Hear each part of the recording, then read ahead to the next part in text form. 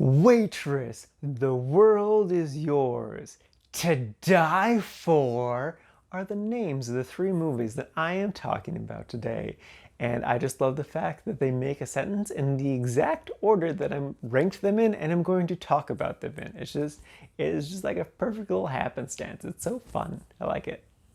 First up is Waitress. This is a 2007 movie starring Kerry Russell. The whole reason I wanted to watch it is because Andy Griffith is in it. I was talking about him today with my dad and I was like, oh, I should watch one of his films. And this one popped up as something that was actually pretty good. And I was like, oh, this doesn't look good, but all right, whatever, let's give it a try. I mean, I get to watch Kerry Russell for 2 hours, so how could that be a bad time? But this movie has no right to be anywhere near as good as it is. It is ridiculous how good it is.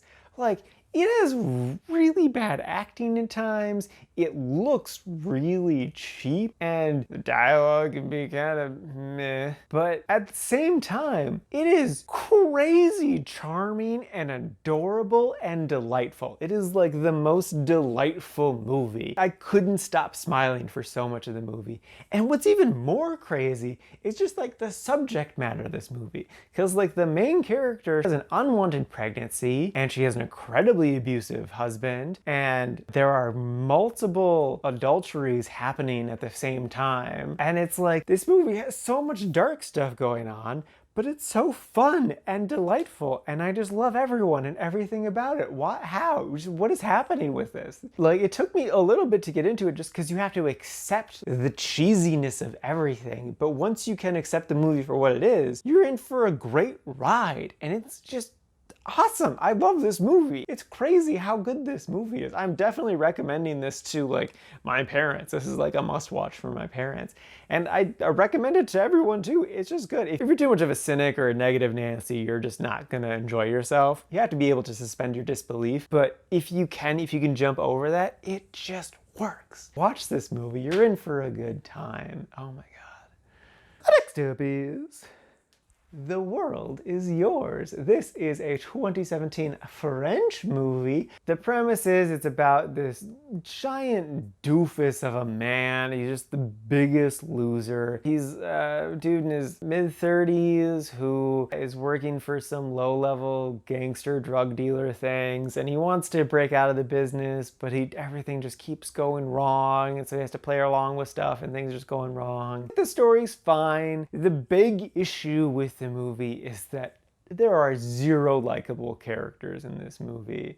Like, every now and again you'll think to yourself, oh, I think I might like this person. And then literally within 30 seconds they'll do something to be like, what are you doing? I hate you so much. This is the worst thing you could possibly do. Why are you doing this? Ah!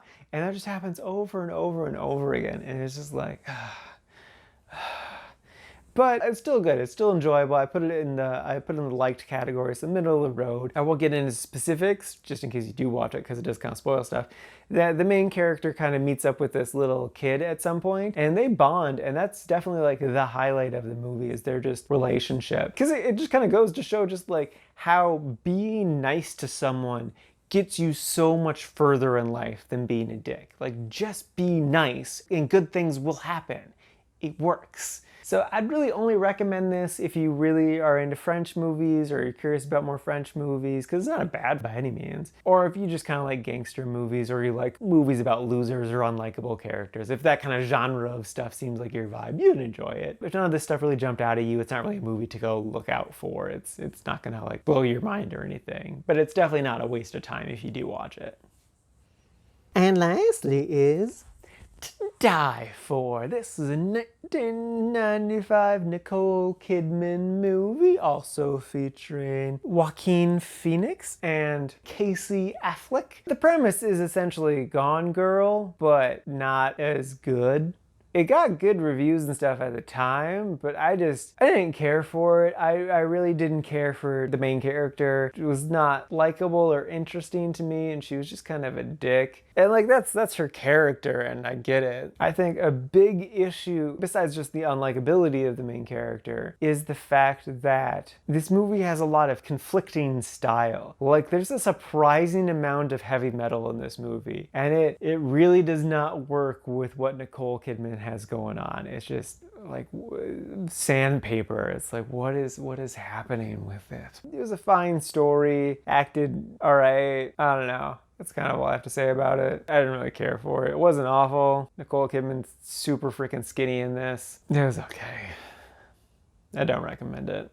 Alrighty, now for today's rankings. So, first up, we got Waitress sitting at number 26 in the really liked category. It is so far up there. I love it so much. It makes my heart feel so good. And then after that is The World Is Yours, sitting at number 92 in the liked category. And then bringing up the rear is To Die For, sitting at number 140 in the meh category.